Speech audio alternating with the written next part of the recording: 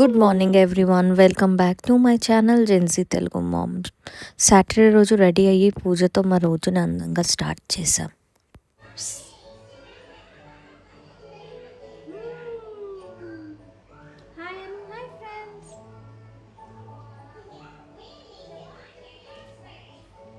జైజిక్ జై ఎలా చేస్తాం? జై జై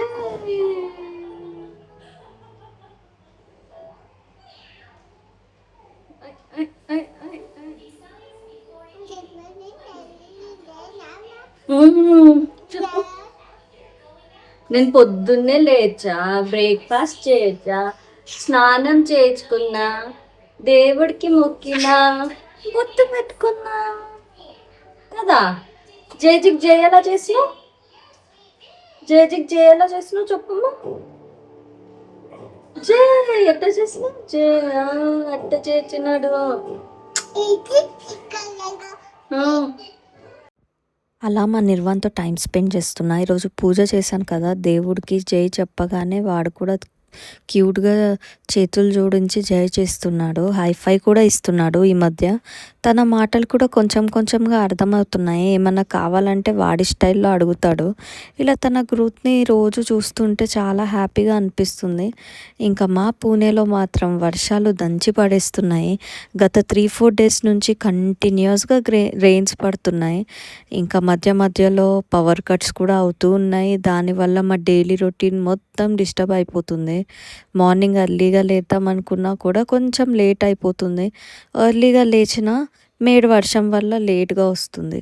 అలా ఒకటి తర్వాత ఒకటి డిలేస్ అవ్వడం వల్ల రోజు స్కెడ్యూల్ మొత్తం చేంజ్ అయిపోతుంది. కానీ ఇలాంటి రెయినీ డేస్లో కూడా మా నిర్వాణ్తో హ్యాపీగా టైం స్పెండ్ చేస్తున్నాం. ఇంకా నేను ఇక్కడ వచ్చేసి గ్రీన్ టీ చేసుకుంటున్నాను. మా నిర్వాణ్ మాత్రం నన్ను ఎత్తుకోమని చెప్పి నా పక్కన ఉన్నాడు. నేను ఏం చేస్తున్నానో అన్నీ చాలా ఇంట్రెస్ట్తో అబ్జర్వ్ చేస్తున్నాడు. ఈ మధ్య చాలా గమనిస్తాడనమాట ఏం చేస్తున్నానో ఏంటో అని. ఇంకా ఇక్కడ వర్షం పడుతుంది కదా, బ్రేక్ఫాస్ట్కి వేడి వేడిగా ఆలు పరాటా చేసుకున్నాం. ఇలాంటి రెయినీ వెదర్లో హాట్ బ్రేక్ఫాస్ట్ తింటే ఆ కంఫర్టే వేరు. బయట చల్లగా వర్షం పడుతుంటే ఇంట్లో ఫ్రెష్గా చేసిన ఆలు పరాటా తినడం చాలా బాగా అనిపించింది. ఇంకా అలా బ్రేక్ఫాస్ట్ అయిపోయాక మా ఇంటి ముందు నిల్చొని అలా రెయిన్ని చూస్తూ ఎంజాయ్ చేస్తున్నాము. మా నిర్వాణ్ కూడా ఫుల్ ఎంజాయ్ చేస్తున్నాడు. ఇంకా మా నిర్వాణ్ ఎక్సైట్మెంట్ అయితే పీక్స్లో ఉంటుంది. వర్షం వచ్చినప్పుడు ఇంట్లో రమ్మంటే అస్సలు రాడు, బయటే ఉంటా అంటాడు. ఇక్కడ ఎక్సైట్మెంట్తో ఎలా ఆడిస్తున్నాడో చూడండి.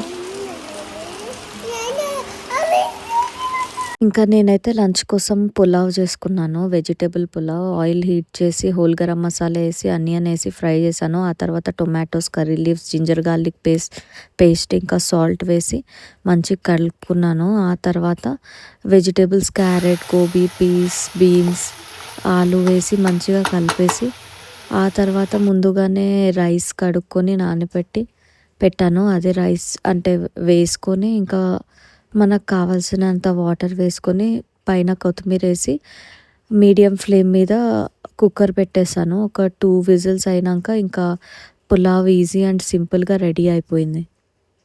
ఇంకా నేను ఇలా చేసిన వెజిటేబుల్ పులావ్ అంటే మా నిర్వాణ్కి చాలా చాలా ఇష్టము.